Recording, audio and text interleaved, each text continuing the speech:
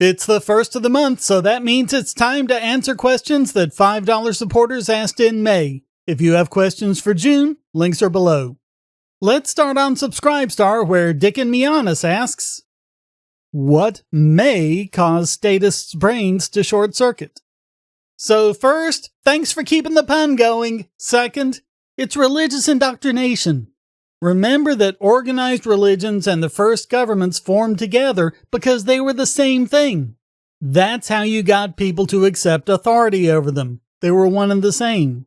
Separation of church and state is a new idea that's only been around a few centuries, but the state still does the same indoctrination, as I've shown in video after video after video. The short circuit is something I always thought was interesting. You don't just get this with statism and religion, but anything anyone has come to believe in that they don't have any good reason for. A good recent example is AI image generation. People will complain that Gen AI steals from artists. So you talk to them. You explain how it works. You have a discussion. You talk about the training and how the model is actually created and how the model actually works, and show that there is no pathway for the information in the training data to end up inside the model, and how it isn't available for use, and therefore the model can't copy anything, and therefore the model is just making the best picture it can based on the concepts it was trained on. You then go into how AI as a tool can be and is being incorporated into tools for an artist to take creative control and be something more than a mere algorithm, a very handy part of an artist's toolbox that they can use to make completely original works that are based on their creativity, not enslaved to the AI in the way it was trained.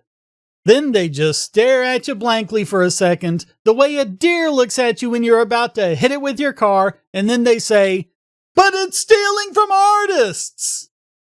The fallacy is called Motte-Bailey, and I've talked about it before, but I think it'd be interesting to hear a neuroscientist explain what actually is going on in the person's brain during that deer in the headlights moment. FunwithFacts asks, should Derek Chauvin be pardoned? I don't think so. Not when you actually have video of him killing the guy. Now, a retrial I could understand, since the one he got was some kind of song and dance routine that was a grotesque mockery of a trial that seemed to be more so that a bunch of prosecutors from a bunch of different places could show off in front of the cameras. Reminded me of the OJ trial. There were also those issues with the jurors where, as it turned out, some of them were activists getting on the jury solely to convict the guy. No matter how certain we can be of his guilt, he's still a human being and still deserves a fair trial. And I don't think he got one. And over on Patreon, Darth Vega asks, one of my favorite TV shows of all time is Mr. Robot. You and me both. I've watched it all the way through 3 times. It's very intriguing and technologically accurate, but I have to say that the writers aren't very economically literate. The protagonist hacker group known as F Society does 2 things in the show that expose this. At one point, they steal either all or a bunch of E-Corp's money and redistribute it to the average Joe's eCoin wallet. One of the characters says, "You gave everyone that much?" I find it interesting that they never say what the amount is because I'm pretty sure, mathematically, it wouldn't work out. The idea was they'd hacked eCoin itself. Remember that eCoin was supposed to be a replacement for both the Treasury and the Federal Reserve. Although it hadn't been going for that long, they would have gotten quite a lot of money by that point. Think about it as giving everyone a 100% tax return on everything they'd paid in the last few months. Not just on income tax withheld, but everything paid in tariffs and excises and all those other federal taxes. That ends up being a lot. The other one is, F Society gains their way into E-Corp's network and erases everyone's debt, and there aren't any consequences as a result of this, other than everyone is now debt-free. Were we watching the same show? There was an immense financial collapse. People had their homes foreclosed on, their savings wiped out. And that was the conditions that led to them creating eCoin to begin with. Which, if you recall, was the reason why Price allowed the hack to happen. He was playing F Society, White Rose, and the Dark Army all along.